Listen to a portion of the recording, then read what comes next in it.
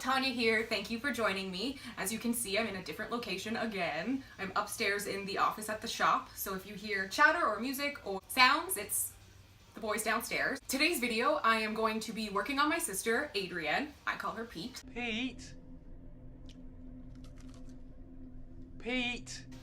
And today I'll be doing an incredibly easy graffiti style design done with gel polish and Sharpies. Before we get into it, don't forget to subscribe so you don't miss out any videos that I'm attempting to put out every week.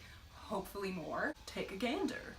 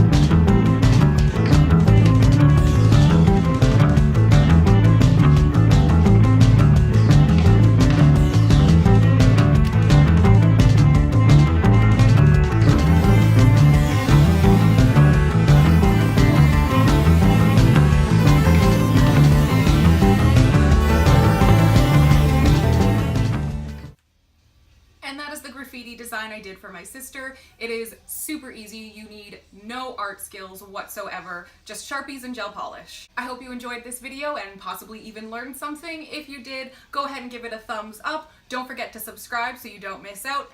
And leave a comment down below if you give this a shot. I'd love to know. I'll see you later. Bye!